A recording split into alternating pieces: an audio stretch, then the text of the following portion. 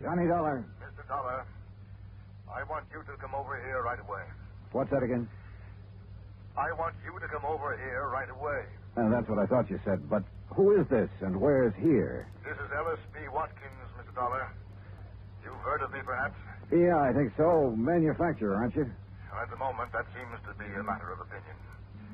Over here is Broad Acres at Fairfield, Connecticut. Would you mind telling me what this is all about, Mr. Watkins? It's very simple. I have $100,000 to give away. All? To whom? That is what you are going to tell me, Mr. Dollar. I'll get there as soon as I can.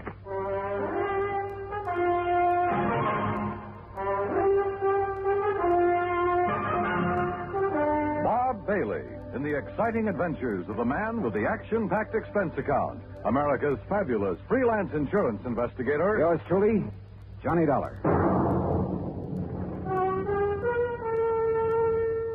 Act one of yours truly, Johnny Dollar.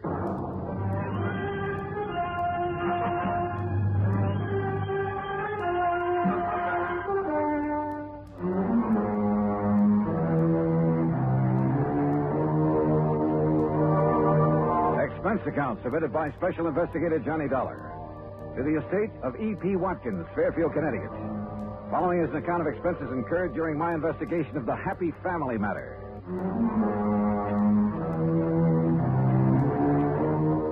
Expense account item 1, $1.20 taxi from my apartment to the home office of the Universal Adjustment Bureau and Pat McCracken.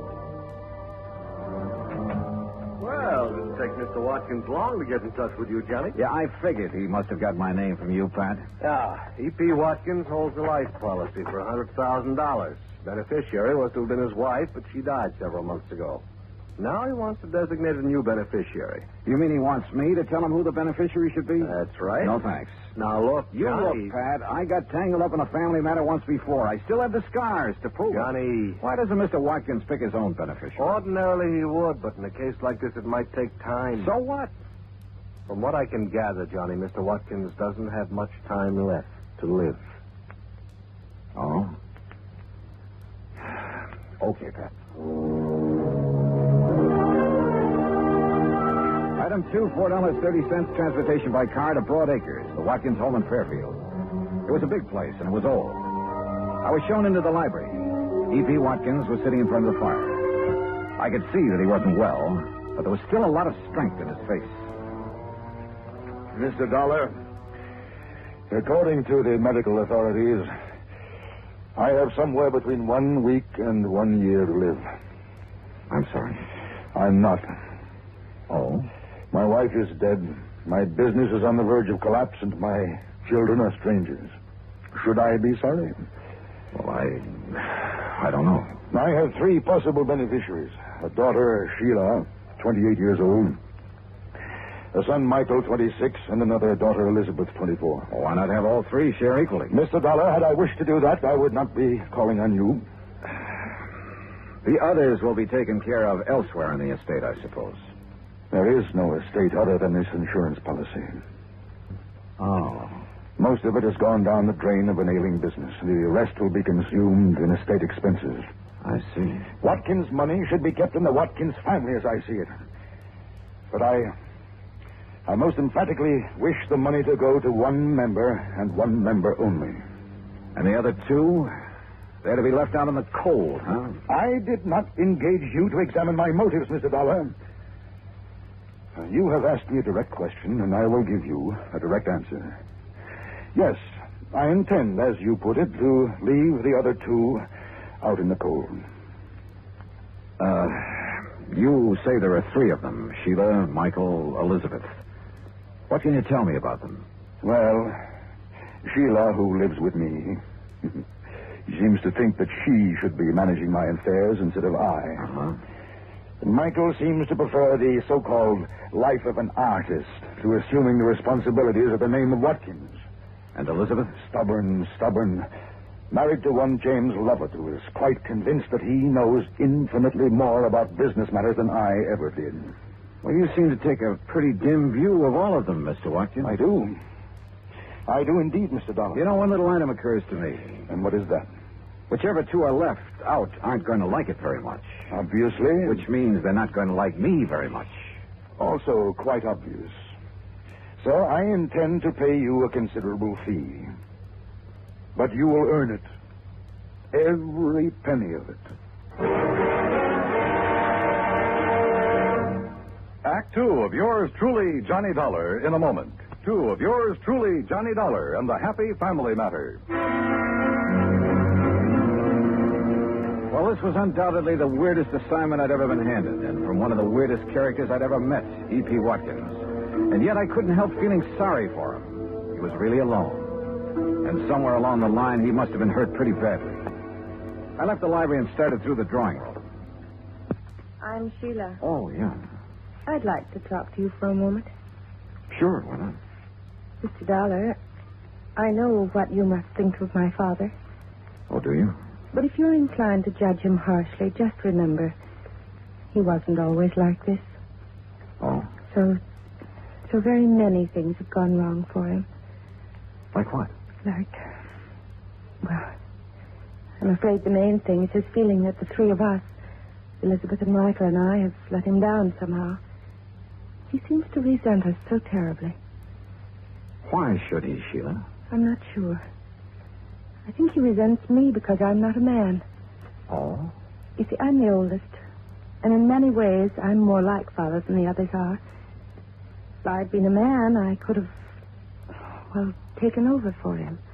Yeah, I see. I tried to do what I could, help make decisions, that sort of thing. But I think he somehow resents that, too.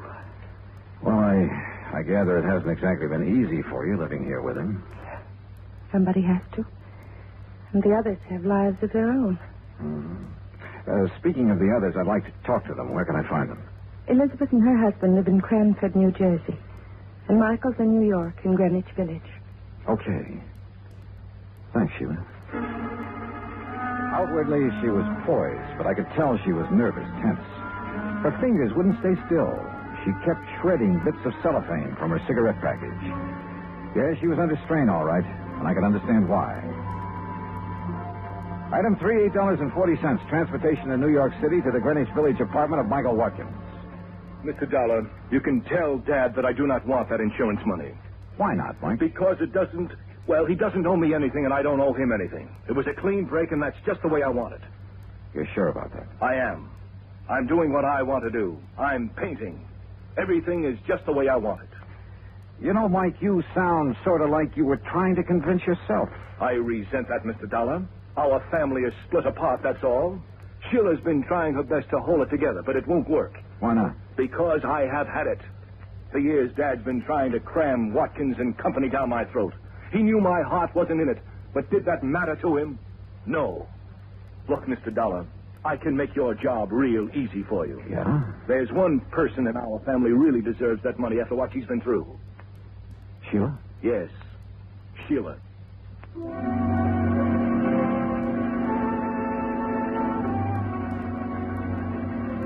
Item 4, $6 even. Transportation to the Lovett's home in Cranford, New Jersey. Look, Mr. Dollar, if sending you here is some scheme of Dad's to force us into line, you're wasting your time, and so is he. Now, wait a minute, Elizabeth. After the way he's treated Jim. Relax, honey. That's all over and done with. Look, Dollar, I can simplify your job for you. Can you? Give the insurance to Elizabeth here. Why? Because then I can get my hands on it. Oh? Well, what would you do with it, Jim? By controlling interest in Watkins and Company and put the business back on its feet. You once worked for Watkins and Company. Why did you leave? Because he's still running it the way he did 30 years ago. It won't work, and I wouldn't be a part of it. Jim tried, Mr. Dollar. He really did. But Dad wouldn't even listen to him. For years, he tried to get Mike to take over the business. But Mike prefers to be off in Never Never Land painting those lousy pictures of his. Now, Jim. They are lousy, and you know it, Liz. Look, Jim, you say Mr. Watkins didn't give you a chance to put your ideas into effect, huh? No. Finally, things got to the breaking point. Dollar, I sent him a written contract guaranteeing I'd raise the necessary financing. I asked for only 6 months in charge. Contract? But he wouldn't accept your offer, huh? No. Sheila begged him to sign. Finally, he sent word back for me to tear up the contract and get out of the company. I see.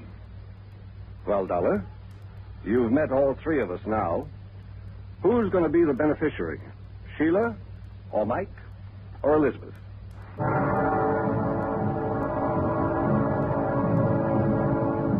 One thing I wanted to check on was Jim's opinion that Mike was not a good painter. I nosed around until I found an art dealer who'd handled his work. He showed me a couple of paintings and then leveled with me. So far as he could see, Mike was a lousy artist. I went back to my hotel to think it over, but I found a message that Mr. Watkins' attorney wanted to talk to me. He'd taken a room on the floor above, so I went upstairs. Time. Halfway into the room, I noticed it was dark. Then as I heard the door slam, I felt a gun barrel in my back. Hold real still, Dollar. Who are you? That don't matter. What's this all about? Dollar, this case you're working on, you drop it right now. And if I don't? If you don't, you get dropped for keeps.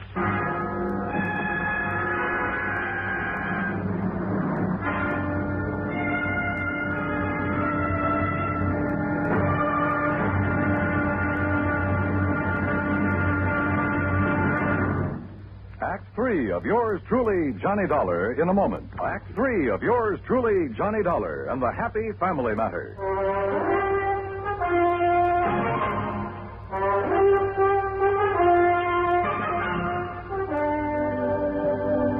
You get the message, Dollar? Sure. I dropped the case or else. Look, you're obviously not Watkins' attorney. The message was just a decoy to get me here. Who hired you to give me this Don't warning? get so nosy, Dollar. You got the warning. It's the main point. And just to make sure you get the message. I'd seen what was coming and ducked, then swung and knocked the gun out of his hand. He gave me a knee in the stomach that flat.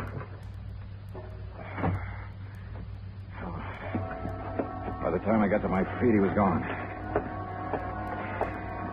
I turned on the lights and looked around. And then on the table, I spotted something that stopped me cold. The truth had been right under my nose all the time. I called the various members of the family, asked them to meet me at the Watkins home. When I got there, they were waiting for me. Mr. Watkins, Sheila, Mike, Elizabeth, and her husband, Jim. There was a stiff, chilly politeness in the air. There was tension, too.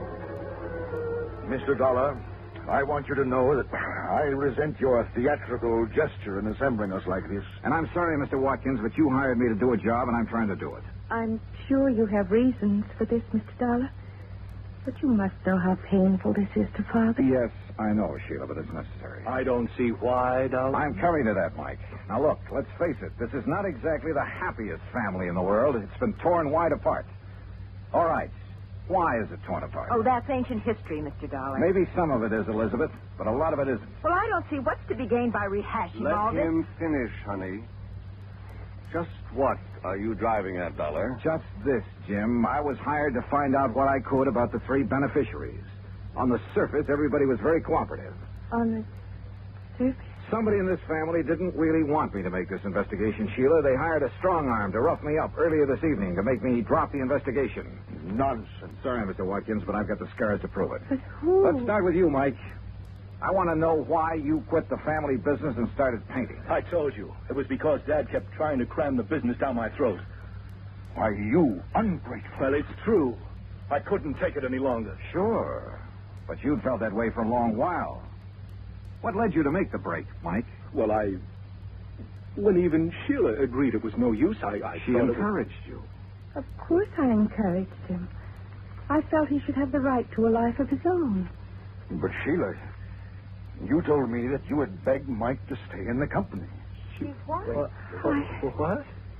I was acting in the best interests of the family. Were you, Sheila? Mr. Dollar, I don't know what you're trying to suggest. That brings us to Jim and Elizabeth here. Jim, you quit the company, too. Why? I've already told you, Dollar. Mr. Watkins refused my last offer of help. Kicked me out. Well, that's not true. What offer are you talking about? That contract I sent you. What contract? You never saw it, did you, Mr. Watkins? I most certainly did not. But Wait a minute. I gave the contract to Sheila. She said it'd be better if she handled it. Then she told me later she discussed it with her father and he refused. Sheila, you lied. Well, Sheila? I refuse to do so. Sheila, you have a nervous habit of shredding cellophane cigarette wrappers to bits. In the hotel room where that hired strong arm jumped me, I found a little pile of shredded cellophane near the ashtray. Sheila. I don't understand. Mr. Dollar, do I understand that you're suggesting it's been I who's torn the family apart? Well, Sheila. Yes, Father. Why? I'm not sure. I don't know. hey, look, I'm an insurance investigator, not a psychologist, but I don't think this is too hard to understand. Sheila, weren't you trying somehow to punish? I'm not sure. Sheila. Oh, Sheila, if that's true, you need help. They all had a life of their own. Except me. We'll help you, dear. We'll get help for you. I hated what I was doing. But I just couldn't seem to help myself. Mr. Dollar, you will understand that I am rather bewildered by all this. I do, Mr. Watkins. Now, you suggest that she was deliberately trying to tear the family apart in order to punish someone. Well, that's only a guess, Mr. Watkins, but I think it's probably a good one. And she was trying to punish me. I think so. Should I understand why? Did she ever have a life of her own? Was she ever allowed to have one? Mr. Dollar, I requested you to designate a beneficiary for me. That's right. I now request you to suspend further action for the time being. It appears the matter requires further thought. Yeah. Yeah.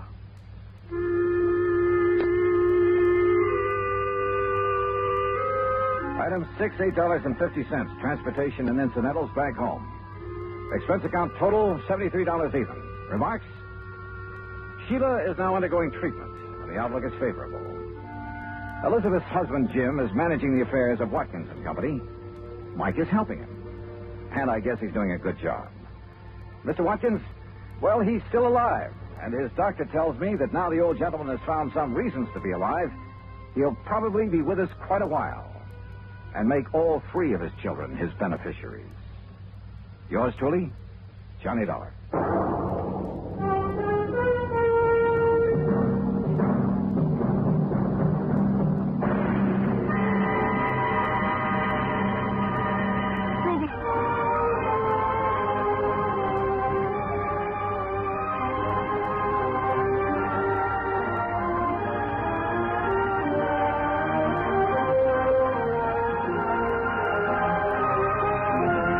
This is the United States Armed Forces Radio and Television Service.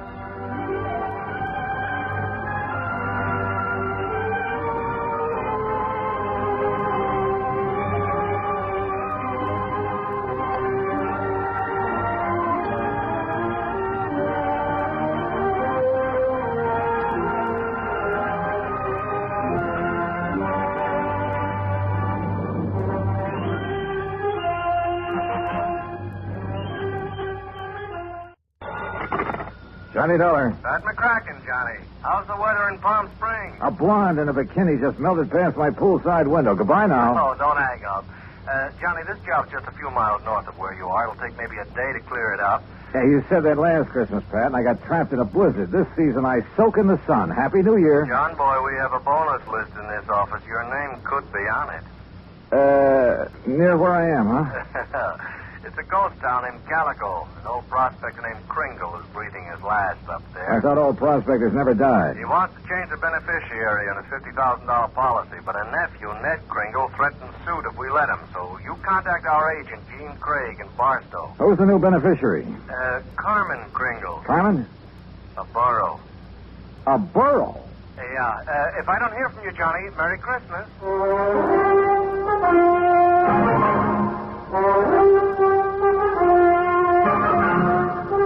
Bob Bailey in the exciting adventures of the man with the action-packed expense account.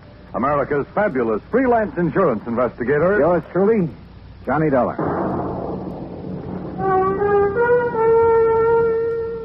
And now, Act One of yours truly, Johnny Dollar.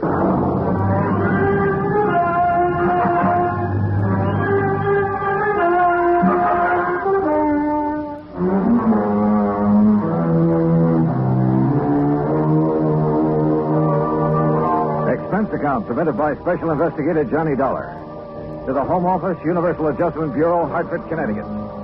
Following is an account of expenses incurred during my investigation of the Carmen Kringle matter. Expense account item 1, $1.40. Telegram to Gene Craig in Barstow telling him where and when to meet me. Item 2, $50 even to Al Sterner for his charter plane to the ghost town of Calico. The guidebook says there's something about desert country that's good for the soul. And in spite of the air bumps, I got a panoramic view of the Great Mojave that took my breath away. The sun's setting rays hit the weird mineral stratas of the Calico Range and turned them into a patchwork of beauty. Night comes quickly in this country, and I turned to Al when a Christmas tree cluster of blinking lights appeared under our wing.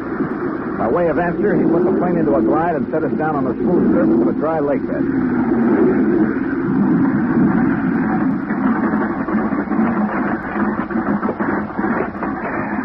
Johnny, you want me to wait around till your friend shows up? No, thanks. Well, there seems to be plenty of company. That's just an old coyote. Don't stand too long and you'll freeze to the spot. Okay. Good luck. Call me when you want to be picked up.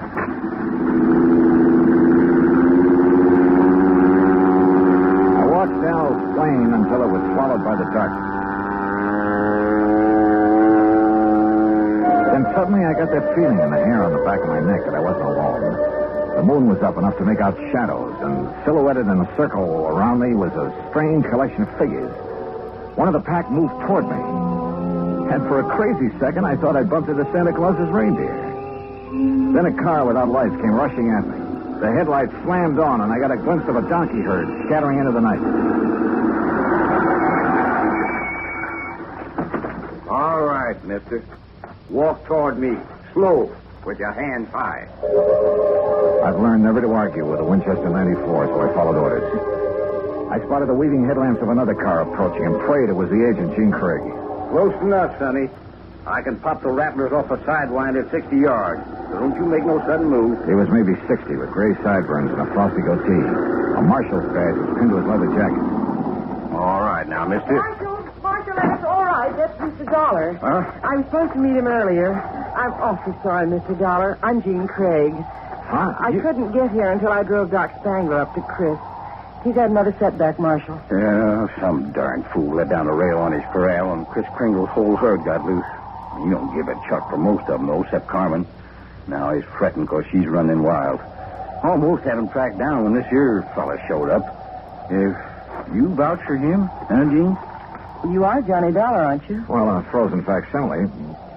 Come on, I'll drive you into Calico. You tell Chris that I'll have his Carmen back in the corral before the moon's full. And, Gene. Yeah, Marshal. Tell the old sourdough to stay alive, will you? We need him around here.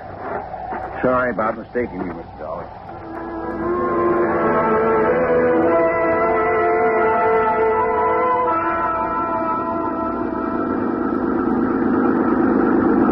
Jean Craig, with a J, knew her way around. She was strictly business and filled me in fast on the old prospector with the odd name and his desire to change the beneficiary of his policy. Everybody calls him Chris because every year he loads up his burros with toys and presents for the miners and their families back in the hills. Oh? The kids really think he is Santa Claus. I'm afraid it won't be a very merry one for them this year. Well, what makes everyone so sure Chris Kringle is giving up the ghost? Doc Spangler says there's nothing apparently wrong with him. more like he's given up. Oh, what's with this Scrooge character, the nephew? Ned Kringle seems all right. It's the man with him, Willie D'Agostino. He does the talking for Ned. You think he was going to inherit the money? Well, maybe he's expecting to. You know, you're making a good case for Carmen. Can a borough be a beneficiary, Johnny? Chris can leave it to a three-masted schooner if he wants, providing a trust is set up. Could the people of Calico be that trust if they promise to take care of Carmen? Yeah, I guess so. Why? That's the way Chris wants it. That way there'll always be a Christmas in Calico.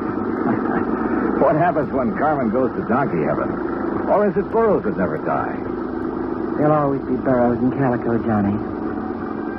And one of them could always be named Carmen.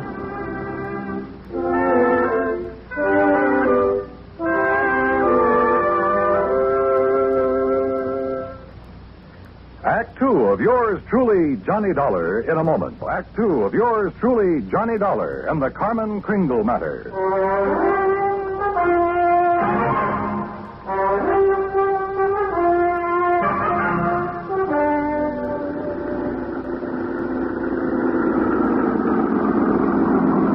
Well, here we are, Johnny. Calico. Once the richest silver city in the West. It was unbelievable. Like seeing a page from the past. Walter Knott, famed creator of Knott's Berry Farm and Western historian, had bought the old ghost town's battered remnants and restored it to the way it must have appeared in the wild and fevered days of the Silver Lode. I could make out signs nailed to weathered batten boards that told of a flourishing and colorful past. Joe's Saloon, The Last Chance, Hyena House Hotel, Lane's Mercantile, the Calico Print. High on a hill at the edge of town, people were gathered at the entrance to a cave that was illuminated by hundreds of miners' lamps. And it gets you, huh? Almost like it was planned. They're rehearsing for the Christmas Eve pageant. Maybe you can spend Christmas Eve with us, Johnny. You don't have other plans? I have a day with a steam-heated swimming pool. What? Come on. Let's meet the old man. Expense account item 3, $100 for a quart of perfume or a mink scarf, anything to wipe the hurt look off of Jean Craig's face. She led me up the steps to the rickety porch of Chris Kringle's wooden shack. A tall figure carrying a black bag stepped toward us out of the shadows. Yeah, I'm glad to see you.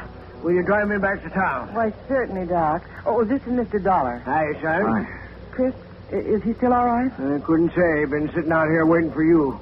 You haven't seen the patient? The medical man owes a duty and all that, but I'm too old to talk back to a gun. They wouldn't let you in? Tired of it. Well, I'm not a medical man. Oh, please be careful, Johnny. I told you, Stallbone, stay away and leave the old man. Well, if it ain't little Jeannie, the policy fixer. And who are you, mister? Willie D'Agostino. This is Johnny Dollar. He's from the insurance company to see about changing the policy. Who is it, Wally? Who are you talking Relax, will you, and let him give us some tourist directions back to Barstow. There'll be no policy changing at this late date, mister. Ned Kringle is very bereaved at the imminence of his uncle's demise. Just family admitted at this sad hour, so mosey along, folks. I'll leave the young man to his grave. Your foot is in the door, mister. I don't like your foot. And I don't like you. His hand moved to his shoulder holster, but Jean was standing right beside me. It was Doc who suddenly shouldered past D'Agostino and fled up the stairs that gave him my chance. I kicked the door wide, threw him off balance. I shoved Jeannie aside, and that was a mistake because a million Christmas tree lights blazed up in my skull.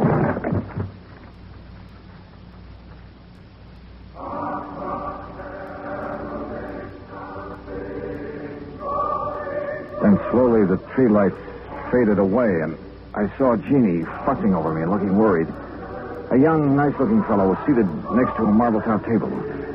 D'Agostino leaned against the stone fireplace and dangled his gun, smiling like he had a stacked deck. He's all right, Doc? A nasty cut, but no fracture. I know how to pull my punches, Doc. The old man. How is he? No better, no worse. Just lying up there staring at the ceiling. I want to see Chris. I have a right to, Ned. I'm an old friend. Wooly, wouldn't it be okay if Jean just went up? No, let him die in peace. He's past carrot hoe season. Wooly, these people have a right. I said no. I'll get a hero boy on his feet and shove off. Go on. Come on, Johnny. Help me, Doc. How's it going to feel, Ned? Sharing blood money with a hoodlum. Your uncle paid for that policy with a pick and a shovel. It took a lot of years, a lot of sweat. And he's had your name on that policy ever since you were born. Old man Kringle never saw pay dirt in his life. Ned had given money to live on, paid the premiums on his policy. Chris was always tapping the kid, claiming he had a new find. He was going to mine $1 million. Willie, shut up! The old man's dying. Tell him, Ned. Tell him how the old phony was always taking the bows, making like Santa Claus with the money you give him. Willie, haven't you got a... Tell him to hold on to the money! I know he's been waiting a long time for this. Me. Willie D'Agostino, that's who. Is that true, Ned? Yeah. I thought my uncle would make a strike someday. I honestly thought he'd strike it rich. I know he tried. He did strike it rich, Ned. When he dies, every man, woman, and child in this town will mourn him. He'll live in their hearts. What will people remember about you, Mr. D'Agostino? All right, get out and stay out before I... Willie, this rifle will make a hole in your belly big enough to pass a borax beam through. So you just drop that gun. Well, I don't know what the shouting's about, but you're guilty of carrying sidearms. You're threatening violence, Mr. D'Agostino. And ain't nobody does that in Calico, as long as I'm the marshal. Now, you better get. Ed Noller, I love you. So let Gladys hear that. Well, I'll see how Chris is. Doc, you tell the old buzzard that I got his Carmen back in the corral. Jingle bells and all. Yeah, nice work, Ed. Now, what's holding you, mister? Okay. All right, let's go, Ned. Let the squares have a round, huh? I'm going to stay here, Willie. I want to be here when Chris... Hey, that's a good idea. That way, no fooling around with the will, huh? Smart kid, that Ned. See you at the funeral, huh?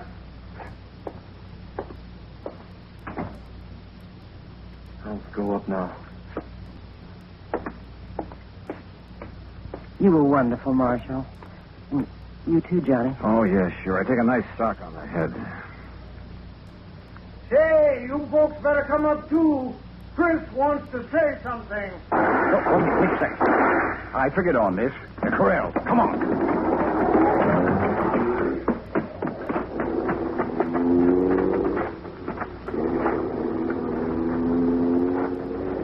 D'Agostino must have had another gun in his car. One of the bullets had found the mark he intended. Willie Boy wasn't taking any chances that Carmen Kringle would inherit $50,000. We found the burro lying on her side, quite dead. Jingle bells and all.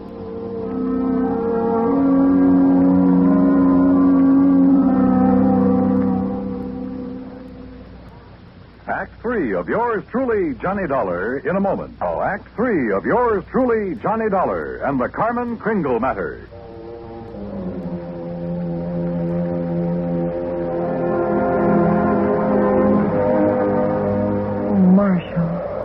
Johnny, how could he have been so cruel?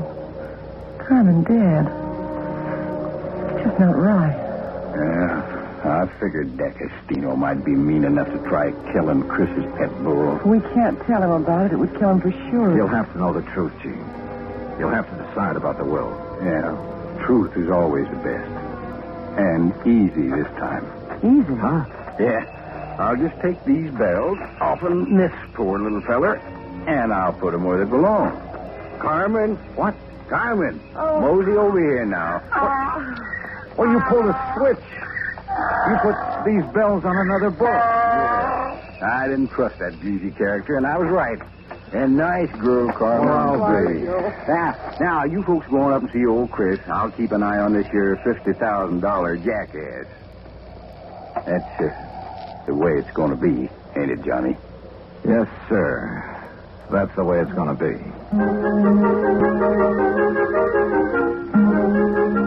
But I was wrong. The roly-poly little old man on the four-poster bed with his white whiskers resting on the quilt changed his mind again. Even after hearing about how the marshal saved Carmen. I wasn't going to scratch Ned's name off of that insurance, Mr. Dollar. I tried to shake that D'Agostino, figuring he'd take his hooks off of Ned if he thought my Carmen was going to get the money. Oh, I was scared for a while that I just might have to up and die to square my nephew's gambling debts. I'm sorry, Chris. I'll work my fingers raw paying every cent I owe, but I'll pay him back with interest. I want you around. Hey, Mr. Dollar. Yeah, Chris. Lift the lid on that footlocker and fetch me one of them bags in there. They're pretty heavy, but you look strong. Well, they're sure heavy enough. You got them stuffed with silver? It's better than silver. Open it up there. Yeah, that's it there. Yeah, recognize that? Yeah. Maybe you'd better have a good sleep, Chris. This here is plain old gravel. Oh, it's uranium, Doc. Huh? The last batch assayed at $900 a ton. And I got a mountain of it staked out. In both our names, Ned. You don't care why, Chris. Mr. Dollar, if you and Jeannie check with the Barstow Bank, you'll find that they'll extend credit on the strength of that assay.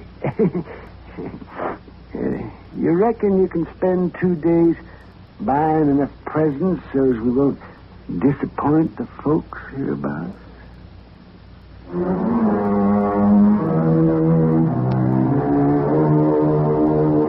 Expense account item 4, $68 even. Telephone calls to 5 principal cities where I thought Willie D'Agostino might be remembered.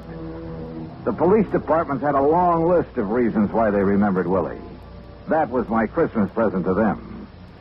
Expense account item 5, another 50. Truck rental to haul the presents we bought for Ned to give away come Christmas morning.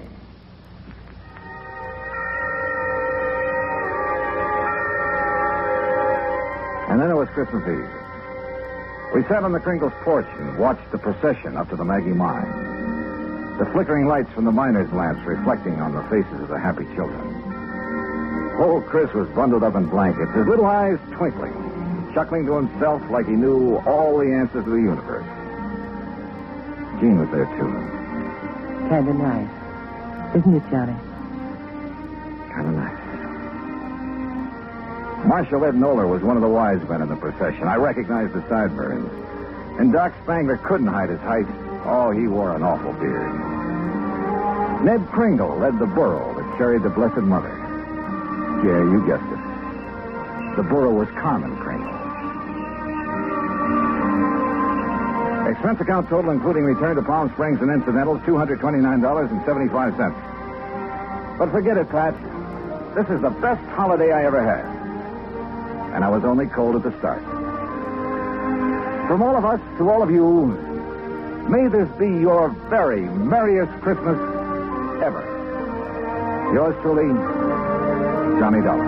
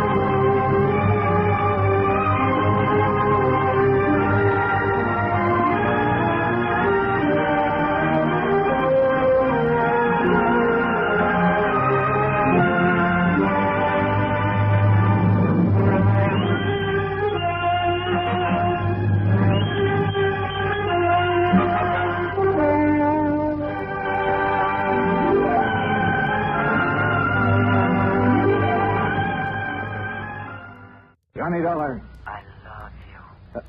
Hello? I said I love you. Yeah. That does not please you.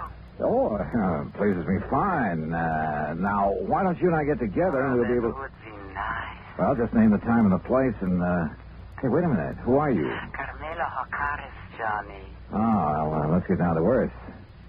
Carmela? Yes, Johnny. Well, Well, usually when my phone rings this way on a Sunday night, well... Oh, I know. You expect some dull insurance agent to be calling you. Yeah. With a dull insurance matter for you to worry about, no? Yeah, that's usually the case. But this one does not need to be dull. You mean you have an insurance problem on your mind? Of course. So maybe you will help me?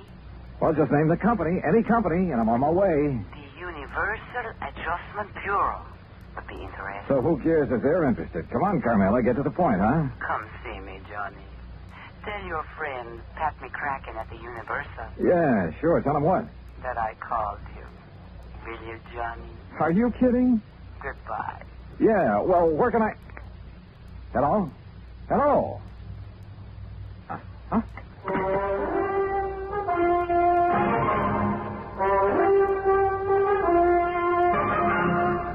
Bob Bailey in the exciting adventures of the man with the action-packed expense account. America's fabulous freelance insurance investigator. Yours truly, Johnny Dollar.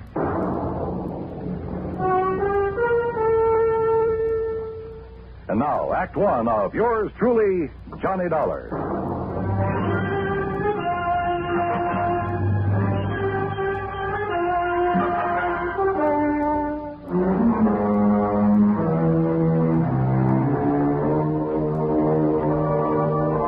Expense account submitted by Special Investigator Johnny Dollar to the Home Office, Universal Adjustment Bureau, Hartford, Connecticut. Following is an account of expenses incurred during my investigation of the Latin Lovely matter. Expense account items 1, 2, 3, 4, and 5, 50 cents for phone calls early Monday morning trying to reach Pat McCracken. Item 6, $1, taxi fare to the offices of Universal Adjustment. Oh, hi, Johnny. Top of the morning to you. Yeah, where the Sam Hill have you been all morning, Pat? All morning? You kidding? Look, the clock on this desk says exactly 9:02. For me, that's the crack of dawn. Now, what's bothering you? Carmela. Oh, Carmela Jocares. Yeah, only it's Jocares. Oh, well. Might have known she'd call you direct. I should have warned you, Johnny. You know her, Pat? She threatened to come down here and camp on my doorstep any minute. Can you think of a nicer ornament to have around? If she's anything like she sounds on the phone. She is, Johnny, yeah. That's why I should have suggested that Special Investigator Martha Mayberry Balderdale help her. Balderdale? Now, how could an old battle axe like her know how to deal with a young, charming, beautiful... dancer like Carmela? Dancer? Is that what she is? Yes. Not very good, but she's just as beautiful and seductive and... No, maybe I better stick old Lady Balderdale on. All right, Pat, quit the kidding and tell me what it's all about. Who's kidding? Well, where do I find Carmela? Her address? Now, you see, you're already emotionally involved with her. You haven't even met her. Emotionally? Client relationship in our business should be entirely objective, Johnny. How can I possibly expect you to look at Carmela's insurance problem with an unbiased eye? Oh, Pat. All she'd have to do is bat those lovely big brown eyes at you a couple of times. Look, will you stop baiting me and tell me what this is all about? All right. I got involved with this little Latin Lovely as a favor to the company that issued her the policy, Surety Mutual and Trust. What kind of a policy? Retirement. Pays her $50,000 when she's 45. Meantime, if she dies, her beneficiary gets the $50,000. So what's the matter with it? Well, like I told you, Johnny, she's a dancer. Nightclubs. Always has a partner. Some good young kid who can make up for her shortcomings. Only a different partner every month or so. Well, what's that have to do with her insurance? Well, she has the company name her partner as beneficiary. Oh, I see. And if she keeps changing her policy... Right. And by now it has so many riders attached to it, the company's running out of filing space.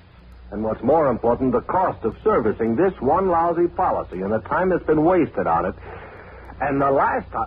Well, she's been so insistent you'd think she was planning to die tomorrow. Well, maybe she is. Why doesn't the company just stall on making some of these changes? Well, they've tried that. So what happens? She's on the phone every day, 2 or 3 times a day. Nobody has any peace. That's why they finally turned to me in desperation. And you said you'd have me talk to her. I did not. She asked for you. Why? How'd she even know about me? Oh, newspapers, some of the radio programs about the cases you've handled. Johnny, you're her idol. You're her dream boy. Oh, yeah, sure. But what to do about this? Well, you get her to settle with one beneficiary. Get her married, something like that, so her policy will stay set for a while. Yeah, married, even if you had to... Oh, yeah. You... Huh? Yeah? Oh, no, you don't. Not me. No. It's a great idea. Johnny, her address is 624 East 47th Street, New York. Now, you look, But just remember one thing. Universal Adjustment Bureau will not pay for your defense in a breach of promise suit, John. It's all the way or nothing. Oh, yeah, sure. Call me up sometime when you have a case for me. Sucker. Me, that is. Because of item 7, 1940, plane fare and incidentals to New York City, taxi from the airport to 624 East 47th Street, a nice modern apartment building complete with uniformed doorman. Miss O'Carroll? That's right. Can I have your name, sir? Johnny Dollar. Oh, yes, of course. So, if you'll just give me her apartment number. And may I see your credentials? My credentials? Well, sure, why not? Here, take a good look. Well, seems all right. Thank you, sir. Now, look, she's expecting me. I know, sir. Then what's all this fuss about? Hey, will you step into the lobby, please? Oh, sure. Now, what's the number of her apartment? One moment, please.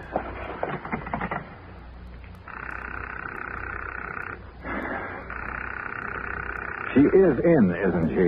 Yes, sir, she is. I don't understand about answering the house phone, though. You're certain that she's in? Absolutely, sir. Why she doesn't answer? Where's her apartment? It's number 7 up the stairs. Come on, show me the way. Yes, sir. She only came in a few minutes ago. And nobody else has called on her? No, sir.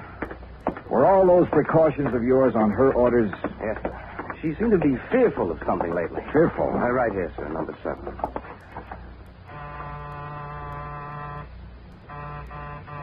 That's funny. Miss O'Connors. Miss O'Connors. Carmela. Listen. Now what? That sound inside. There must be somebody You in got a pass key? Well, yes, sir. Come on, give it to me quick. But unless you have some authority, Mr. I have all I need.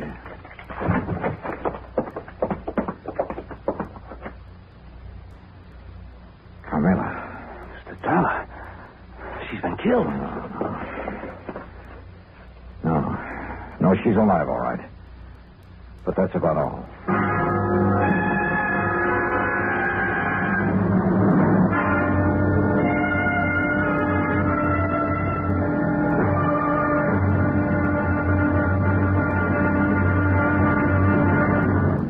Act 2 of yours truly, Johnny Dollar, in a moment. And now, Act 2 of yours truly, Johnny Dollar, and the Latin Lovely Matter.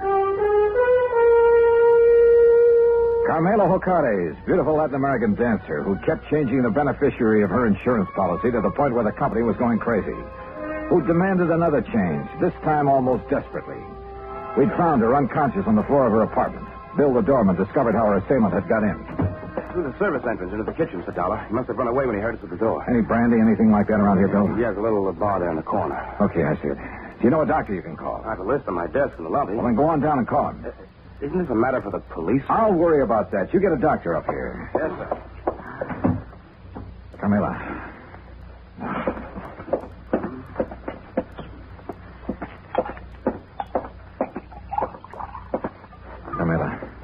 Carmela, here. See if you can drink this. Oh, Johnny. That's right. Come on now, drink this. That's good. A little more now. Come on. Oh, no. No. I'm all right now. Help me to the sofa. Yeah, sure. Here now. There you are. How's that? Oh, thank you, Johnny, darling. Are you badly hurt? What happened? He struck me. Who? He knocked on the back door. I thought it was Billy to deliver something. So I opened the door, and he struck me before I could... Oh, Johnny, it was terrible. Well, who was he? Do you know? No, darling.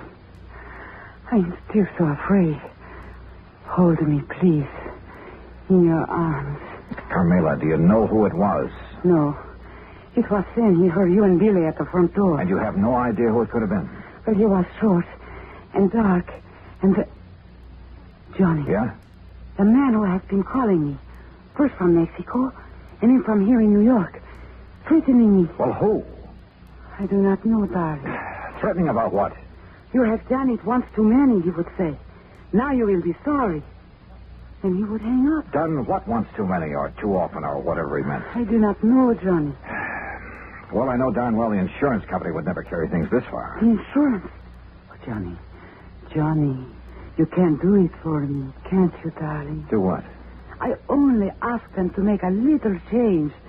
But all they do is delay. Oh, now, look, we have more important things to think about now. More important than the insurance? Oh, you do not understand. Please, my sweetheart. How can I work on this Armando? First, we find out who attacked you and why. Oh, Billy, darling. The doctor said we'll be here in 15 to 20 minutes. No, not the doctor. I love you, Billy, but you're a nice boy, but not the doctor. Why not? Because I am all right now. You're sure about that? Carmela? Oh, yes, I am all right. You know, you recovered pretty fast. No marks on you. What do you mean? I wonder just how much of a beating you really took. Johnny, my darling, my love. Surely you do not think... No, I'm not sure what I think. Okay, Billy. Call off the doctor until I can find out what's what. Oh, thank you, my sweet. You do care about me. I love you. Oh, yeah, sure. And, Billy boy, you stay here until I get back. Yes, sir. My Juanito, where are you going? You know something, Carmela? I wish I knew.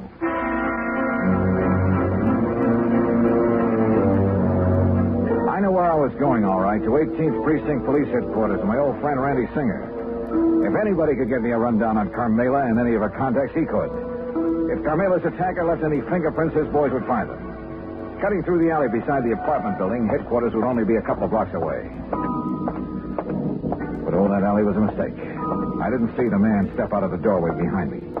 But I did feel that old familiar poke in the small of my back. No. Keep walking, senor. To the next doorway. All right, now look. If you'll take that gun out of my back. Walk. What is this, a holdup? Now, in here. Well? I am Federico, Senor Dollar. Fully for you. So what? I could hear you from the back stairway of her apartment. So you would help her, eh? Carmela? Maybe? No. You will not, because I will kill you first.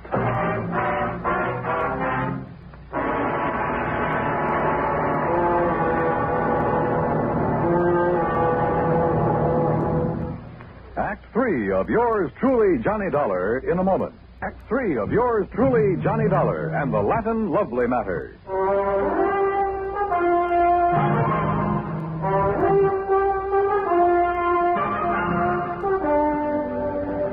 hear me? I will kill you. Do you mind telling me why? I will kill you before I let you help that woman ruin my son. Your son? You are from the company for the insurance, are you not? Yeah, that's right. To make her the change in the policy, to change what you call the benefit, the... beneficiary, yes.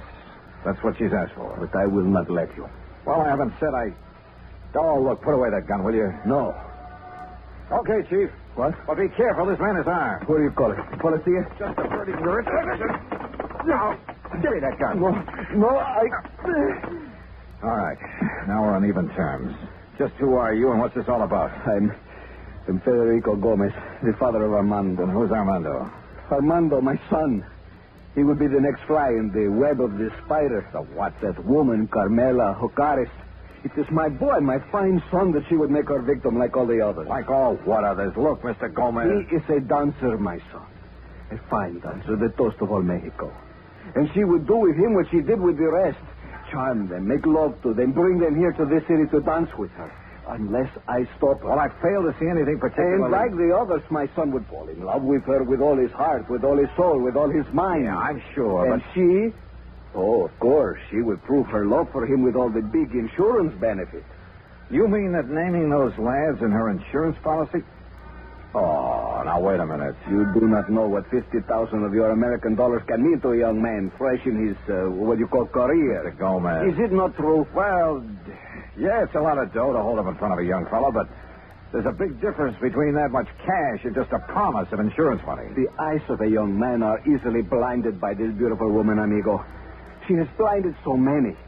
They have danced with her and given her their money because they loved her. All right. But when she got their money, she was through with them. When they begged her to marry them, she spit on them. She turned them out. Pedro Fernandez, you know of him? No, I'm afraid I don't. Because of this woman, he killed himself. So it was with him and as the son of my friend. But she will not do this to my son. And you honestly think the mere fact of a big insurance policy? Was it not true with Jimenez, with Pedro, with Angel, with all the rest? These were young men, amigo, like my son. Unwise to the world, unwise to a woman like this. Suicide? I will do anything to keep her from using that insurance to ruin my son. Senor. The more I live in this world, the more amazed I am at some of the things that happen in it. Things that are implausible, impossible, but that sometimes do happen. I can only beg of you. Humbly. All right, look, Mr. Gomez, I'm keeping this gun. By rights, I ought to have you locked up for poking into my back for your attack on Carmela. But where are you staying? At the Hotel de Glen Arms. I want you to go back there. Stay there until you hear from me. You will help me, senor. If you'll do as I say. Gracias, senor. Gracias. The scene with Carmela back in her apartment was not a pretty one. She not only admitted to having used the insurance, among other things, to further her shaky career at the expense of those young and better dancers, but was quite proud of the broken heart and broken mind she may have left behind. Until I tore into her, and believe me, I did. Murder? Oh, no, Juanito. Now, you look. If you didn't murder those two young kids, well, you might as well have plunged in the knife yourself. I don't know what laws, what legal action may be dragged in to make you pay for what you've done, but there are moral laws, too, laws of decency. But I'll tell you this, Carmela, that from now on, the police of this town and of anywhere else you may go, believe me, they'll be gunning for you. And if anything like this ever happens again... No, Johnny. Johnny, please, you must believe me. I did not think. I was thinking only about myself. I did not realize... Well, it's high time you did. Your insurance? Oh, baby, that's going to be canceled. Unless you can think of someone far away from your career to leave your money to, someone you can't hurt. Oh, Johnny, I promised. Don't you see? Never before has anyone made me realize what I was doing. I have only had to think of myself.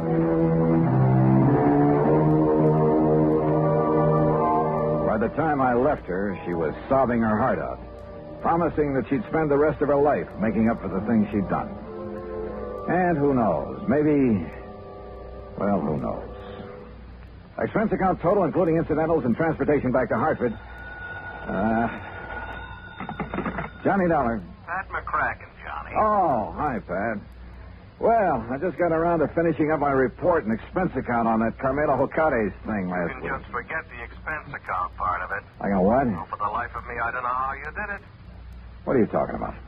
The company just sent me a copy of the rider, Johnny, the last and final rider on her policy. Oh? Naming the new beneficiary, and absolutely, irrevocably, can never be changed again. Whom did she name, Pat? Some old childhood... Are you kidding? You! What? You sly dog. Hello. Hello. Well, I'll be... Yours truly, Juanito Peso.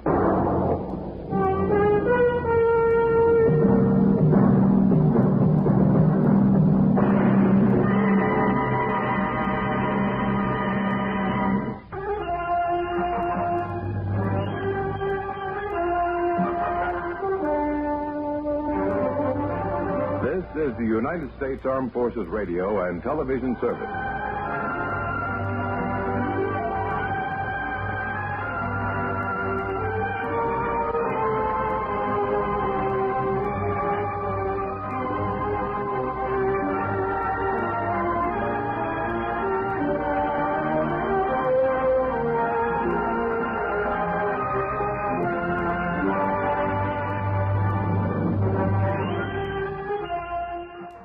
Johnny Dollar. This is Harry Branson, John. Hi, That's Harry. the Philadelphia Mutual Liability and Casualty Insurance Company. I said hi. How are you? Oh, yes. Well, I'm fine, thank you. But that's beside the point. John, this thing has me terribly upset. Comes the day you aren't upset over something, Harry. It'll be a miracle. What's it all about? Can you come down here to Philadelphia right away? Don't see why not, but now what seems Believe to me, be... if you can clear up this matter, I shall be eternally grateful. $985,000. Wow. For what, Harry? Of course, anyone, any criminal, that is, could be suspect in the theft. Theft of what? But the murder, it doesn't make sense. What does it? What do you think, John? What do I think? Look, Harry, you haven't yet given me... What possible reason could there have been for firing the shots at... How about the butler? What, the butler? Of course, I never thought of that. John, what butler? Oh, I'll be down to see you, Harry. Goodbye. Wait. You mean you know something about this case that the police and I don't know? I don't know anything about it yet. I'll be down to see you. But in that case... Goodbye, Harry. But in that case, John, if you don't know anything about it, what leads you to suspect the butler? What butler? John, you have me all confused. Then that makes us even. Bye. But, John... So help me. If it weren't for the big fat expense account I can foist on Harry Branson, well, here we go again.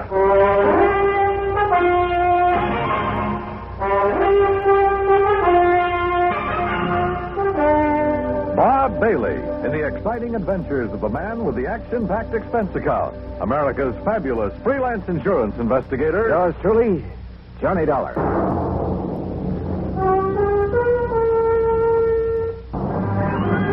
Now, Act One of Yours Truly, Johnny Dollar.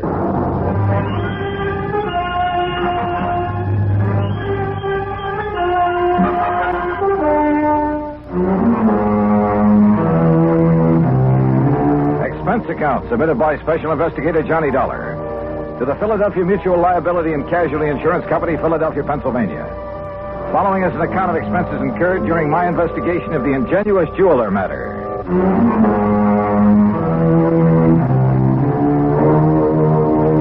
Expense account item 1, $32.70, train fare and incidentals, Hartford, Connecticut to Philadelphia. Cab to Harry Branson's office on Walnut Street. I found him sitting at his desk, his head in his hands.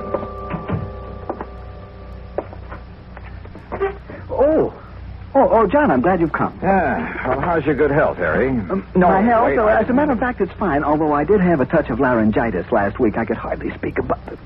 John, why do you always try to take my mind away from matters at hand? I simply asked Particularly something as important as this. All right. As what? The Beaufort collection, of course. Beaufort? Oh, yeah. Seems to me I've heard about that. Jewelry? One of the most important small collections in the world. Why, when His Grace the Duke de Beaufort lost them to the Germans back during the First World War. Yeah, I'm sure. But now let's get to the point. They've been stolen. And we'd insured them for nearly $1 million. Stolen from where? The jeweler who owned them, J. Harold Whipsit. Oh, hey, I've heard of him, too. Isn't he the fellow who was tagged by the Customs Department a few years ago for trying to smuggle in a lot of stuff? Yes, the same one. But his reputation since that incident has been quite all right, completely unsullied. Oh, I must admit that I had some misgivings about issuing a policy to a man with his past record. But since he's in the clear again, and considering the premiums involved, and John, I had a long discussion with a psychiatrist about the man, about what would motivate him to... Harry, before you go rattling off on another tack... What? John, I resent that. Look, you said something about murder at the time of the theft? Oh, yes. So far, however, it's only attempted murder, you see? Of this man, Whipsit? His secretary, Miss Winkle. Winkle? Perry Winkle. Oh, now, wait. Is that some kind of a gag? It certainly is not. At first, when they arrived, the police thought she was dead. Well, where did all this happen? At the Whipsit office. It's on Chestnut Street. When did it happen? Just last night. Oh, dear, $985,000. And maybe a human life. Well, yes, of course.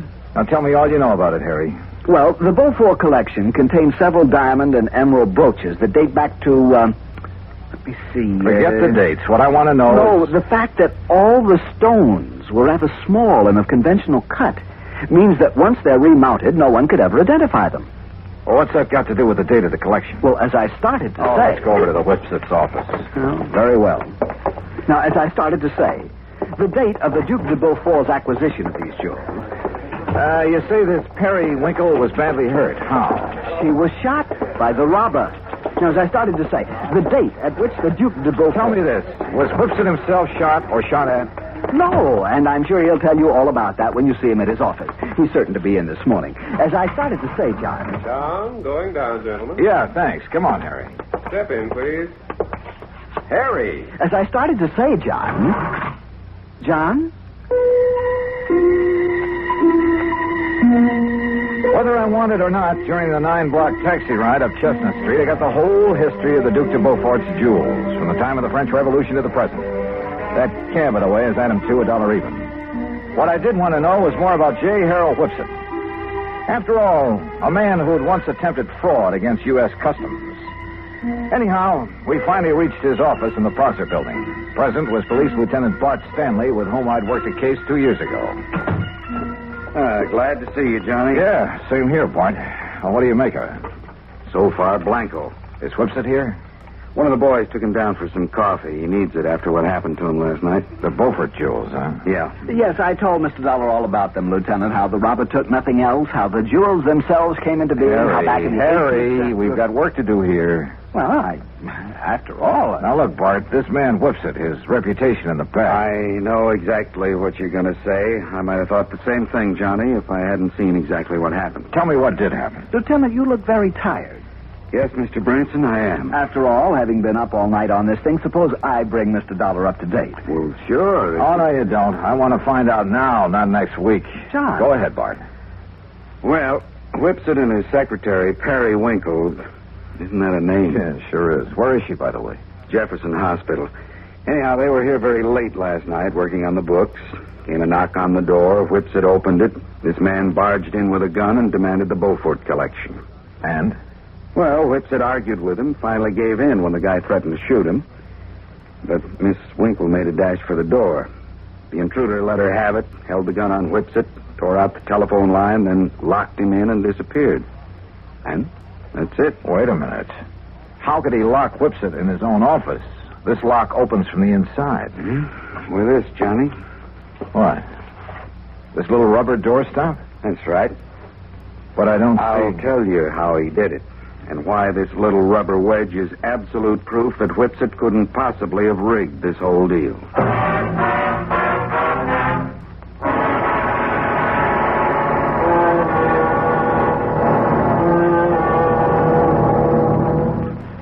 Act two of yours truly, Johnny Dollar, in a moment. Act two of yours truly, Johnny Dollar, and the ingenuous jeweler matter.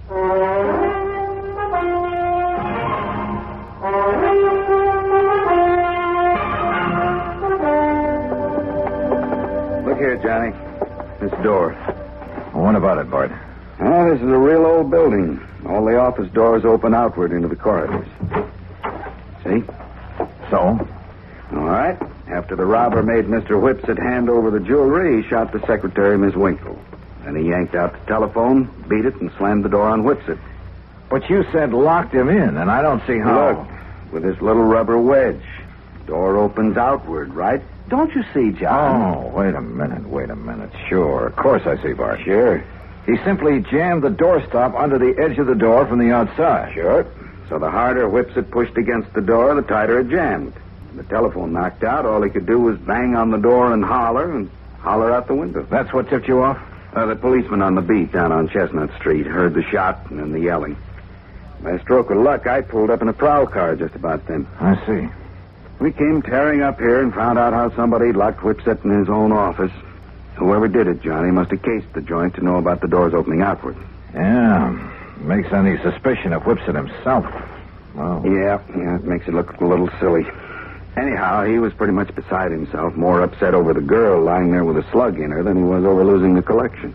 Any idea what kind of a gun was used on her? The hospital sent the bullet over to the lab. It was a .38 special. And she was in pretty bad shape, huh? Well, we thought at first she was dead. So did Whipsit. Could he give you a description of the assailant? Yeah, but it's not much help. Could apply to 500,000 men in this big city.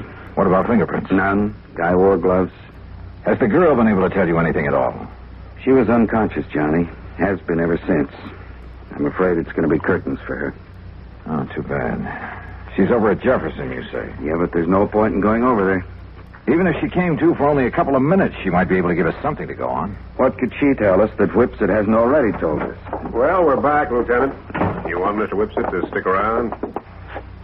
No, I guess not, Conroy. I took him over to a place I know on Pine Street and poured a couple of stiff drinks in him. He needed them. And you too, Conroy? Oh, now, Lieutenant. Mr. Whipsit, this is Johnny Dollar, insurance investigator. Mr. Dollar. How are you? You know Mr. Branson, I guess. Oh, yes. Oh, yes, indeed. And may I tell you, Mr. Whipsit, how dismayed I am by what's happened here. Thank you, Mr. Branson. It's been a terrible... It certainly has. $985,000. I was speaking of poor Miss Winkle, sir. Oh, yes, of course. Yes. Mr. Whipsit, this girl, Miss Perry Winkle, she was your secretary? She was more than that, Mr. Dollar. I loved her. How is she, Lieutenant? Has there been any word from the hospital? Well, yes, Mr. Whipsit, there has. And it's proof that modern medicine is a very wonderful thing. What? Oh, what do you mean, sir? Yes, John, It may take time, of course. A long time. Yes? As a matter of fact, she hasn't even regained consciousness yet. Oh, I see. But it looks as though she'll fully recover. Oh, I see. Well, I hardly need tell you how I feel about that.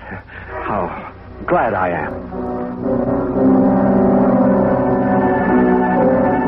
I told that little white lie to see what, if any, reaction I'd get. And I had a strange feeling that his words, "how glad I am," were not quite true.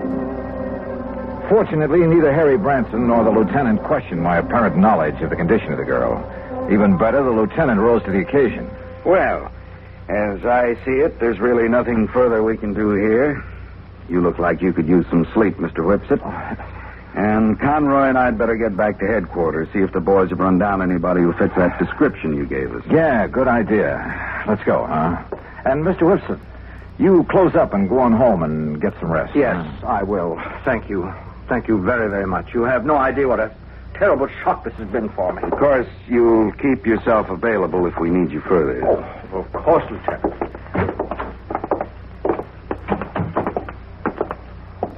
Okay, Johnny. What was that all about? Telling him she'd recover. Yes, John, I almost interrupted. I was afraid you would. That's why I kept talking. Barn, I'm going over to the hospital. Oh, now look, If Johnny. there's only one chance in a million of that girl regaining consciousness, I want to be there when she does. You still suspect Whipsit? Did I say that? Don't you see, John? The whole thing hinges on that little rubber doorstop. On the fact that he couldn't possibly have locked himself in with it. Branson's right, Johnny. Okay, then I won't go over to the hospital. Ring for the elevator, Harry. Oh, sure. John, what will you do? Call him on the phone down in the lobby instead. This is Dr. Kenworthy. This is Johnny Dollar, doctor, insurance investigator. I'm calling about Miss Perry Winkle. Oh, yes. I was about to call the police. She's conscious now? She died, Mr. Dollar, less than 5 minutes ago.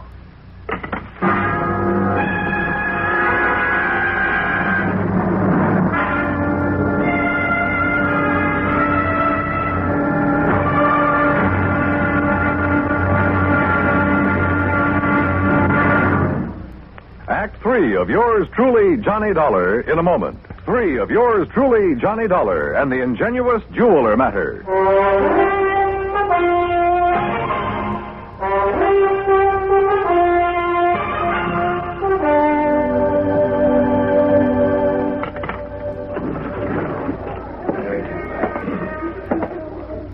Well, what'd you find out from the hospital, Johnny?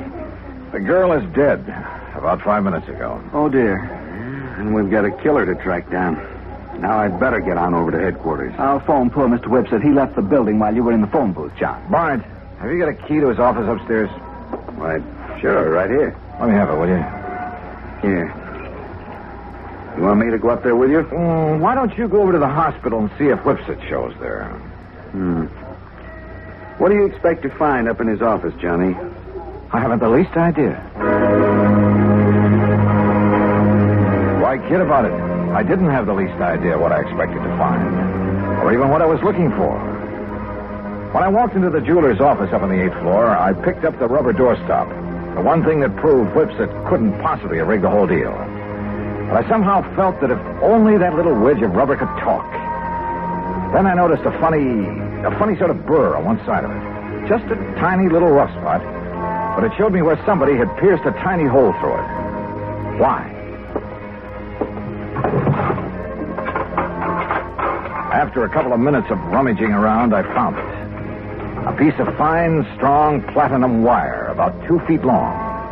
A wire that could be carefully slipped through the hole in that rubber doorstop. Well, Mr. Dollar. Well, what are you doing back here, Whipsit? If you don't mind my saying so, there was something about your attitude that I didn't exactly care for when you were here with the policeman and Mr. Branson. And when you left them downstairs in the lobby and took the elevator. Oh, I see you found it. Yeah, that's right. It was very smart of you, Whipsit. Thank you.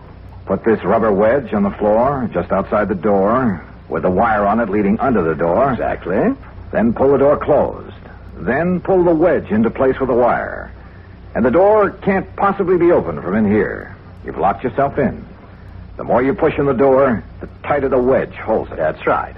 And you don't forget to retrieve the wire by pulling on one end of it. I suppose those are the gloves you wore when you killed Miss Winkle, so you'd leave no prints. Oh, then she's dead. How fortunate for me. And that's the gun you used? Yes. I'm afraid she was rather averse to my breaking down the Beaufort collection, melting down the mountings and secreting the stones at my home. And, of course, claiming the insurance money, but after all, nearly $1 million. Why are you telling me all this? Because, you see, this is also the gun that will kill you. After which I shall lock your body in this office using the doorstop again. It's a rather nice touch, don't you think?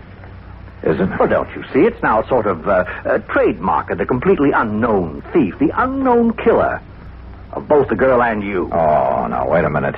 Do you think if I found out how you did it, the police can't? Did they, even after their lab crew spent the whole night up here?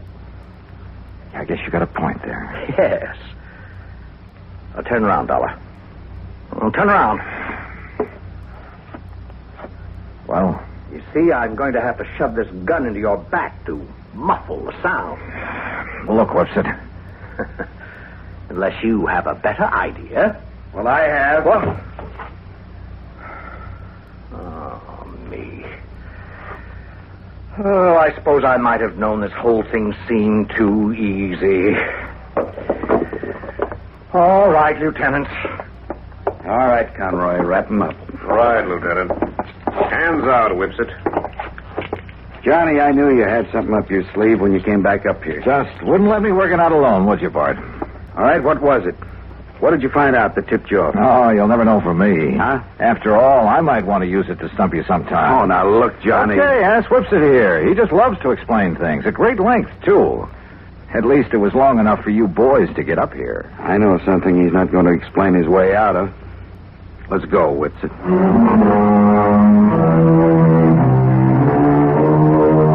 Harry, I think I'll have to figure out some way to pad my expense account even more than usual in cases like this. I mean, where a 38 slug nearly ends up in me. After all, fun is fun, a job's a job, but some of these laddies carry things too far. Come to think of it, I'll have to run down to New York again to appear against Whipsit. So, expense account total, including that and transportation back to Hartford and all the incidentals I could possibly think of, $181 even. Yours truly, Johnny Dollar.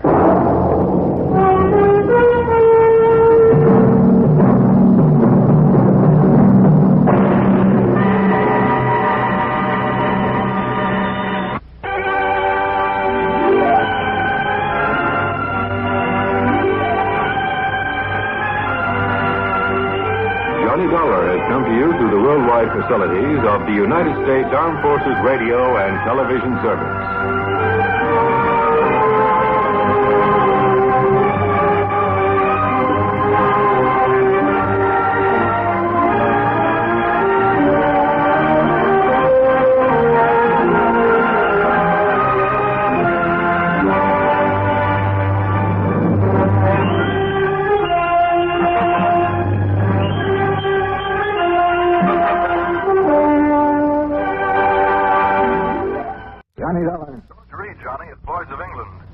George, every time I hear your voice on the phone, I shudder. Well, I guess I have asked you to handle some rather out-of-the-ordinary matters for us. George, they have been so wild, crazy, impossible, I sometimes wonder if you ever issue a normal-type policy. Well, it's a very normal-type policy that I'm concerned about now, Johnny. It's the insured himself who has me worried. Okay, tell me all. His name is Joseph, spelled with an F. Joseph Hentler. He's an inventor, among other things. His invention is what we've insured. It's a device, I guess you'd call it, for making some kind of boron-based compound. Boron-based? The sort of thing the government is vitally interested in for its airplane and rocket fuels. Oh? No kidding. I think you'd better run over here and let me tell you about it. Can you? Right away? When you put it that way, George, yeah, I think I'd better. I'm on my way.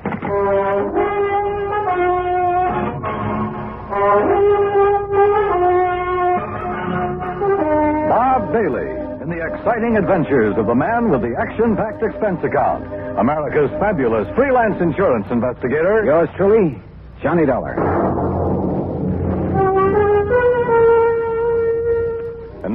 Act One of yours truly, Johnny Dollar.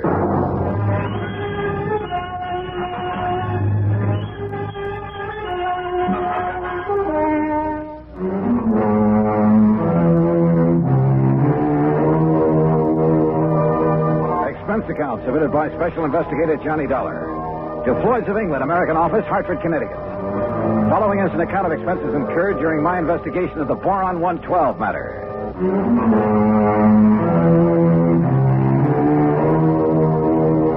Expense account item 1, $1.10 cab from my apartment at George Reed's office. As I walked in, he motioned me to a chair, leaned over to the intercom on his desk, and pushed a key. Sit down, Johnny. Miss Larkin. Yes, Mr. Reed. Mr. Dollar is here. Will you come in, please? Oh, yes, sir.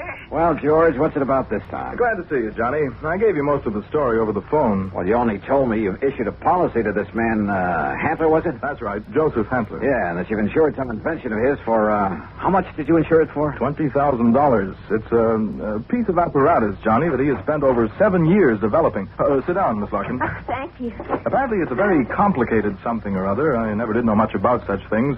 For making borax, or more specifically, a compound he calls Boron 112 for use in high-powered fuel. Sounds important. It is, at least so far as I've been able to determine. Yeah, been all sorts of government tests and experiments with these super fuels, hasn't there? Exactly. Many things formerly used purely as explosives. Remember this, Johnny. Many things formerly used as explosives are now being developed as fuels. Well, the perfect example is atomic fission and hydrogen fission or fusion or whatever it is. Exactly. All right, now let's get down to cases. You've insured some apparatus that's supposed to make Boron 112. What kind of apparatus? I've never seen it. It's all very secret. Well, now, wait a minute. How do you know this machine or whatever it is even exists? Looks to me like you've insured a pig in a poke. No, Johnny. For $20,000. Wow, Lee. No, Johnny, I'm not that much of a fool. One man, a recognized physicist, has, at my request. And mind you, this was before I'd agreed to issue the policy. Understand? Go on. His name is Dr. Hugo von Brauer. I've heard of him. Yes. Well, Hantler permitted him to see enough to convince von Brauer that he has something mighty important there. That he's on the right track to, well, whatever it is he's out to accomplish. Okay. I'll take your word that you were right in issuing him the policy on it. But now what's happened? The thing blow up in his face or something? No, as I told you over the phone, it's the man himself I'm worried about. Because of something I've just learned. Like what? Miss Larkin, this is Mr. Johnny Dollar. Now, will you please... Yeah, I know. Gee, Mr. Dollar, this is a real thrill. I've heard so much about you. Hi, Miss Larkin. Gee, won't you just call me Louise? Yeah, sure, Louise. Oh, gee. Miss Larkin, will you just tell Mr. Dollar what you told me this morning? Yes, sir. Oh, gee. Well, it was like this, Mr. Dollar. A couple of years ago, well, you know, when I was just a kid, not very mature, you know what I mean? Oh, sure. Go on. Well, some of the kids I traveled around with, some of them were awful immature, compared to me, that is. Miss Larkin. Well, a couple of them had some pretty funny ideas about the government, things like that. You know what I mean? I'm afraid I don't. Well, like, they used to think they were very smart attending a lot of secret meetings. The kind the FBI likes to keep tabs on. Now, you know what I mean? Go on, Miss Larkin. Well, anyhow, this one night, we didn't take all their talk very serious, mind you, and that's the truth. We didn't think there was anything in it, just a lot of talk. Will you please get to the point? I am, Mr. Reed. Well, anyhow, Charlie and me, that was my boyfriend, Charlie White. At least one of my boyfriends. I always have a lot of them, you know what I mean? Yes. Well, go on, please. Well, Charlie and me, we said, sure, we'll attend one of your meetings. You know, just for laughs, you know what I mean? And what kind of a meeting was it? Oh, it was terrible. It was awful, Mr. Dollar. A bunch of people I never saw before making speeches. Yeah. Down with the government, start the revolution, you know, that sort of thing. Oh, we got out of there in a hurry, believe you me. I'm sure. And we were pretty lucky, too, because the police or the FBI or somebody came in after and busted the whole thing up. Hey, maybe you read about it. That's all very interesting, Louise, but just what... Yes, Miss Larkin, get to the point. All right. Well, just this morning, when I was filing the office copy of this insurance policy and I saw the name on it, oh, gee, Mr. Dollar, it hit me like a... Well, do you know what? What? That name, Joseph Hantler. Oh. It was the same as one of the fellas, an older guy that me and Charlie had seen at that meeting. Now, what do you think of that? $20,000 on a highly secret device. Yes. That might be to produce some kind of explosive. Exactly, instead of a simple fuel additive. Exactly the suspicion that came into my mind, Johnny. Of interest to the government, he had told me. But what government? We're jumping to an awfully big conclusion, George. Have you notified the FBI? I suppose I should, huh? Yeah. No, not yet. We may be all wrong about this. Oh, but Mr. Dollar... We may be all wrong about the man, his apparatus, his intentions, everything. Let me see what I can find out about him first. Now, whatever you say. But remember one thing, Johnny. Yeah? You may be dealing with far more than just this one man. So be careful. Be very careful. Oh, gee, you'd better, Mr. Dollar. You know what I mean? Act 2 of yours truly, Johnny Dollar, in a moment. Now, Act 2 of yours truly, Johnny Dollar, and the Boron 112 matter.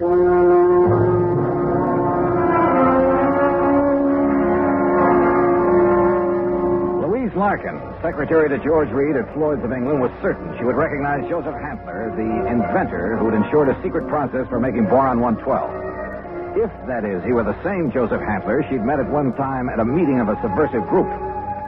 Expense account item 2, $50, deposit on a rental car. In it, Louise and I crossed the Connecticut River to East Hartford, went south to Hockenham on Route 2, then south and east on a seldom used gravel road that took us a few miles to the edge of a stream called the Salmon Branch. There in a little grove of trees, we found a windowless concrete block building, the so-called laboratory of Joseph Hantler. Gee, those directions Mr. Reed gave us were pretty good, weren't they? Yeah. Hantler certainly picked himself an isolated spot. Come on. Boy, this is exciting, isn't it? Now, just remember what I told you. If this is the man you met at that party line meeting, don't appear to recognize him. Just give me a slight nod to say yes or no. Yeah, but what if he recognizes me? We'll cross that bridge later. Stop! Stop right where you are! Do you not see the signs on the fence? Keep out! Keep out! Yeah, Johnny, it's him. You're sure? Yeah, gee. Where did you hear me? I'd like to talk with you, Mr. Hantler. It is Dr. Hantler. Who are you? My name is Dollar, insurance investigator. And who is this woman? Just a friend of mine. So, what do you want with me? Well, I want to see the machine, the apparatus that Floyd's of England has insured for you. No, you may not. I'm engaged in highly secret work here. Work that is worthy only of my own great talents as a physicist, chemist, and inventor. Work for the government. Yeah? What government? What are you talking about? The United States government, of course. Suppose you let me see whatever contract you may have with them. I let you see nothing. I have no contract. Oh?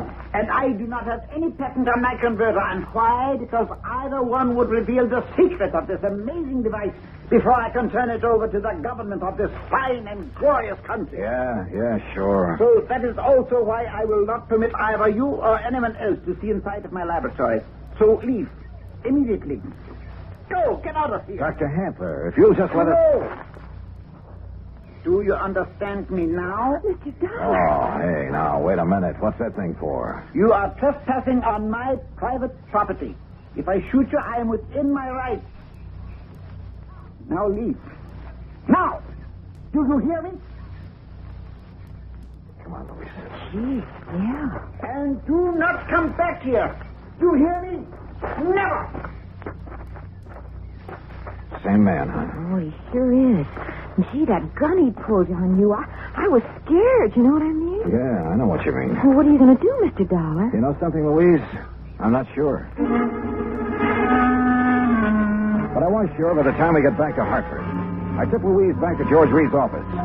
George was out to lunch, but I stopped long enough to telephone an old friend of mine, Lee Houck, at the local office of the FBI. Asked him to meet me for a bite to eat. Sure, Johnny. How about the Hearthstone? Anywhere you say. 1 o'clock? I'll be there. Well. Yeah, I know what I'd do, Johnny. What, Louise? I'd tell the FBI. That's exact. Oh, well, we'll see. I know what Charlie would do, too.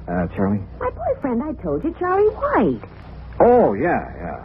Well, I'd better be on my way. He'd go out there and he'd kill that crazy old man. Well, Johnny, he just hates those people who are conspired to overthrow the government. Hey, look, tell George when he gets back to the Ever office. since we got drug into that awful meeting of those awful people, why, he hasn't even seen those guys that persuaded he and I to go there that night. Louise. He says if he ever does see any of them, boy, what he'll do to them. Yeah, I'm sure. Now, look, I got to keep a luncheon date. Tell George Reed when he comes back that I'll see him later, huh? Then I'll see you again, Johnny, huh? Hadn't you better answer that phone? Huh?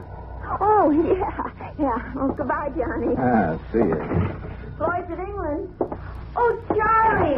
Hey, Charlie, what do you think's happening? Who I've been talking to? My dream man.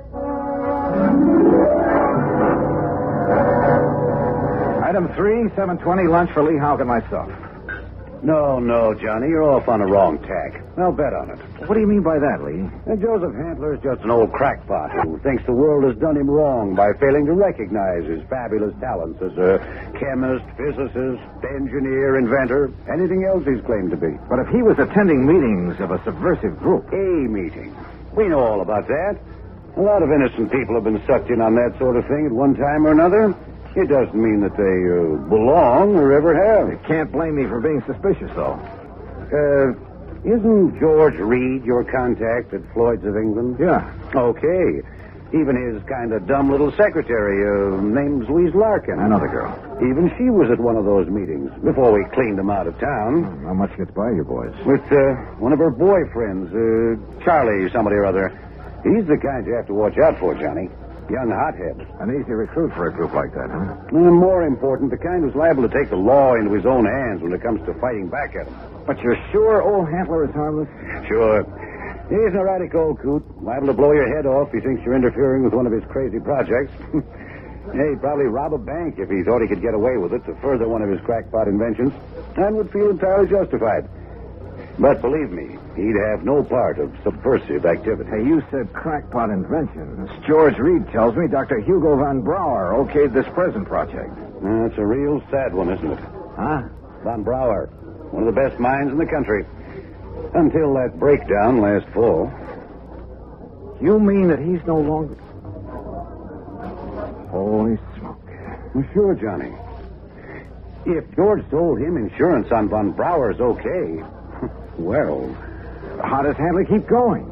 Does he ever sell anything he develops? No, it probably lives off an old trust fund, something like that. Want me to check on it? No, wait till after I've seen him again. Somehow I've got to see that machine of his, see how badly the insurance company stands to get took. Yeah, Johnny. I think you better. Maybe he was right. Maybe the idea George Reed and I had cooked up that the old scientist was working on some kind of bomb or explosive was...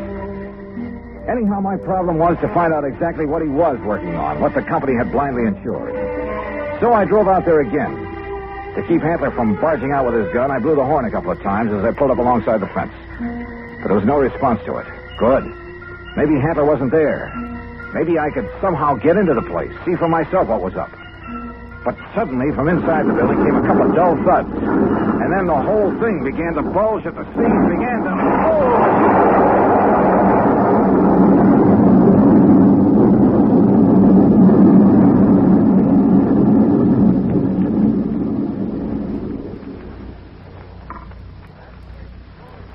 Act 3 of yours truly, Johnny Dollar, in a moment. 3 of yours truly, Johnny Dollar, and the Boron 112 matter.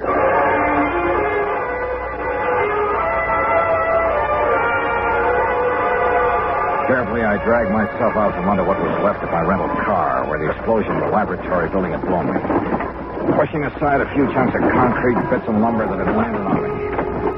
And I saw them coming down the road toward me from a car parked in the trees at the side. Louise Larkin, a big, husky football player type, who looked as though he could stand a good bath and a shave. Well, served him right. That's all I got to say, Louise.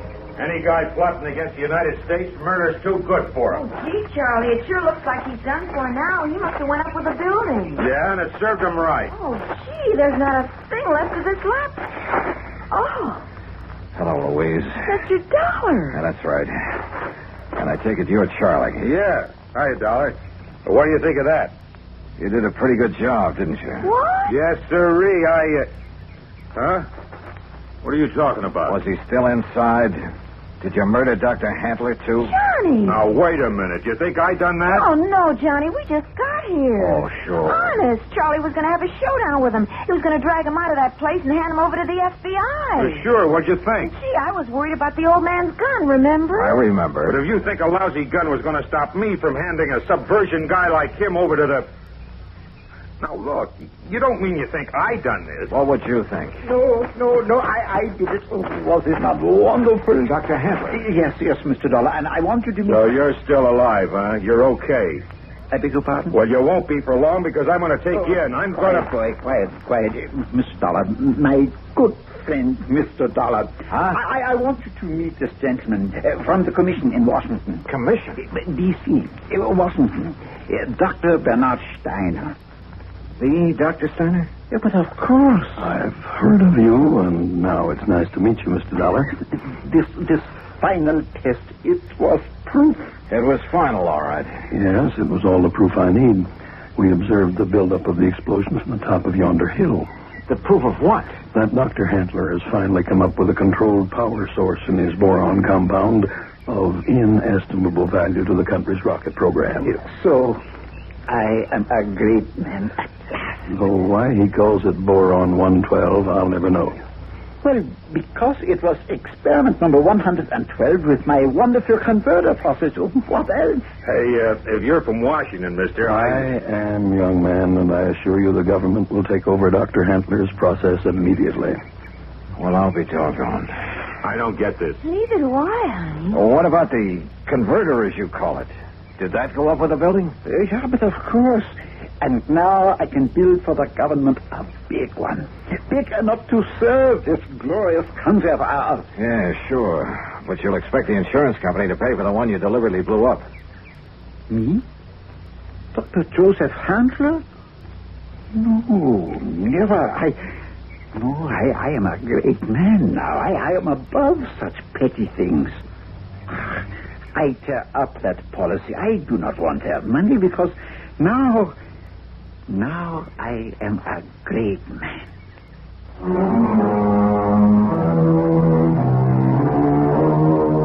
There you are, George.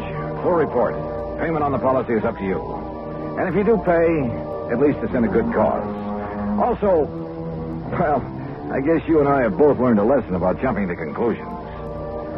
Expense account total, including incidentals, replacement of the rental car, and transportation back to Hartford, $2,431. Yours truly, Johnny Dollar.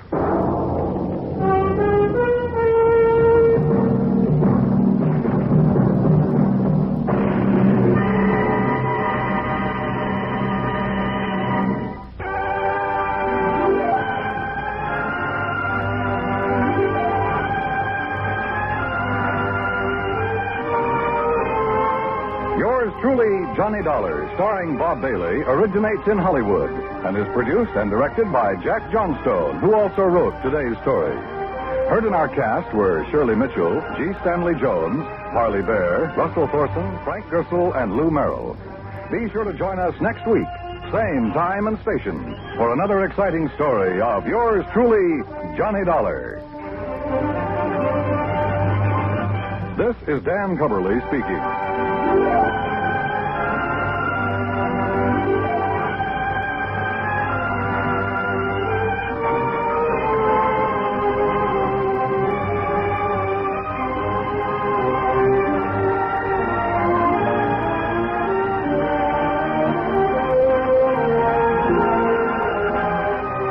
This is the United States Armed Forces Radio and Television Service.